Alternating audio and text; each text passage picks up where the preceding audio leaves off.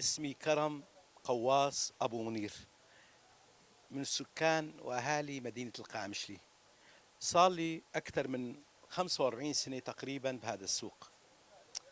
طيب هلا أنا عرفت على حالي، هلا تبلش أعرف على السوق وشلون تأسس هذا السوق هذا، وطبيعة العمل، طبيعة البيع والشراء، ونوعية البضاعة اللي عم تنباع بهذا السوق. أول ما بلش هذا السوق بال 1915 لل 16 تقريبا، كان اللي اشتغلوا بهذا السوق واللي أسس هذا السوق هن إخواننا اليهود. هاي صراحة يعني ما بنقدر نخبيها، كانوا كلا جميعا من المكون اليهودي. جماعة كانوا طيبين كتير بالحقيقة، يعني طيبين، يعني دائما إذا انذكروا ناس بالطيب بالخير نذكرن، يعني جماعة ما شفنا من إلا الخير والطيب.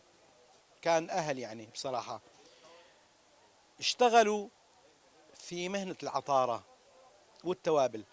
أول ما بلش بهذا السوق كان هو الله يرحمه عزرة. هذا عزرة هو الأب. هلا بعد شوي بدنا نذكر الأبناء اللي انحدروا من هذا الأب. عزرة كان إنسان يشتغل عطار، ودائما العطارة هي تشمل التجارة والطبابة بالعشاء. يعني كان في هداك الوقت هذا السائد، يعني انه بدك تمرض، بطنك بتوجعك، عليك حرارة، عندك دم، بتروح عند العطار يعطيك الدواء الشافي. يعني بالنسبة لعزرة الحقيقة هاي كان زلمة متقن لعمله، وعند الإلمام قوي جدا جدا في طب الأعشاب. يعني ما في شيء يجي من فراغ. يعني اليوم الله يرحمه عزرة أخذ هذا الاسم مو على الفاضي.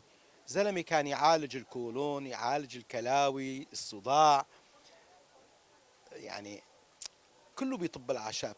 حتى كمان مو هيك بس، كان عنده حيوان حمار، العفو من هالكلمة، يركب هالخرج فيه وهالأعشاب، يبرم على هالقرى اللي يلزموا دواء للكولون، دواء للسكري يعطيه. كرمال هيك أخذ الاسم هذا. ضل عزرة يشتغل حتى أولاده أتقنوا هاي المصلحة. يعني ابنه ناحوم الله يرحمه اتعلم من بيه عزرة. اجا أولاد ناحوم اللي هن البير ومردخاي، يعني آزار، بنيامين، هدول كلها أبناء عزرة. اتعلموا الصنعة من بين ومن جد اللي تعلموا. لذلك يعني ما يجي شيء من فراغ. دائما أخذ صفة هذا السوق هو سوق اليهود نسبة لعزرة الله يرحمه، لأن هو اللي اشتغل بهذا المكون، بهالعمل وهالصنف من هذا هن اليهود. يعني اللي أسسوا هذا السوق هن اليهود، واشتغلوا بهالمهنة. أخذ صفة الطبابة الأعشاب مو على الفاضي، يعني كان كله يتعالج بالطب الأعشاب. بعد فترة وجيزة، يعني شي 5 6 سنوات، اجوا اخواننا السريان من مدينة مدياث. جماعتنا السريان اجوا من مدياث. هلا للأمانة للحق يقال ما كانوا بقوة اليهود بصراحة. يعني اليهود كانوا أقوى بهالمهنة بطب الأعشاب. كان عندي إلمام ولكن مو بقوة اليهود بالأمانة.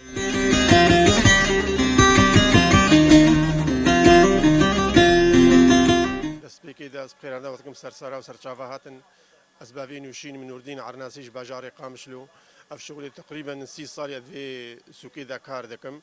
سوکەکە کەڤنارەیە بناوی سوکە عەزرەتەی خویاکردن ئەو جامێش سەرخەتەی بازە هاتە فێدرکی خۆلڤی چەمێ جەغجەغ گرت بەرگۆ ئاو هەبوو شینکایی هەبوو بەری گوتنە ئاو و ئاڤایی vêdê kar kir û ev dikan ava kirin û weke çend xanekî şwarvek ji bo hesma hespê camêra golê bisekinin hatibû vê sûka me berî axî bû heme dû destpêkê de axî bû piço piço camêra xera kirin û ji xwe re kirina resmî.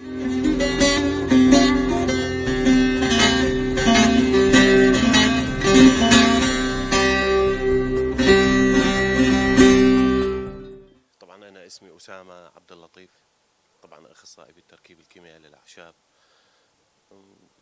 تقدر تقولي خبير أعشاب يعني. طبعا احنا في سوق عزرة، هذا من أقدم الأسواق يعني في القامشلي، هو سوق قديم جدا مختص بالعطارة، بالتوابل، بالأعشاب. طبعا أنا بالنسبة إلي أضفت شيء على السوق، شيء جديد يعني، إنه هو التداول بالأعشاب على منهج علمي، على موجب تحاليل كيميائية، يعني توافق ما بين الطبين يعني.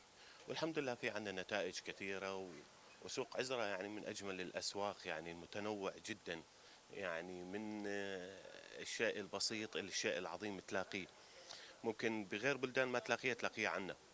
وطبعا كله تحت الدراسة، وكله شيء يعني شيء تقدر تقولي مرخص من قبل وزارة الصحة، وبنفس الوقت ياخذ فعالية صحيح. يعني في عنا أمراض كثيرة يعني الحمد لله كانت معضلة بالنسبة للطب الكيميائي، طبعا ليس إجحافا بحق الطب الكيميائي، ولكن هذا اللي موجود يعني. سبحان الله كان في عنا له علاج، والحمد لله تشافت الناس وطابت. وهو يعني أعشاب، يعني العودة إلى الطبيعة يعني شيء رائع جميل يعني.